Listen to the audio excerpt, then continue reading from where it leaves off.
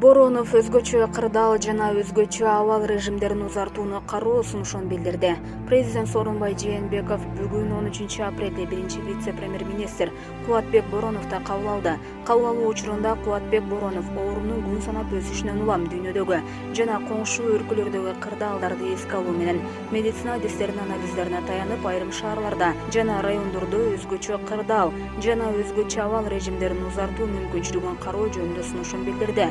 Кубатбек Боронов көрүлүп жаткан ыкчам иш-чаралар жана кыска мөөнөттүү иш-аракеттер планы жөнүндө толук маалымат берди. Сооронбай Жээнбеков өлкөдөгү эпидемиологиялык жана макроэкономикалык кырдаалды жөнгө салуу боюнча натыйжалуу сунуштарды иштеп чыгуу үчүн кырдаалга терең, комплекстүү талдоо жүргүзүү зарылдыгын айтты.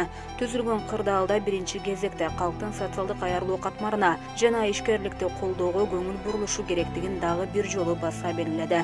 Булак ынтымак KG.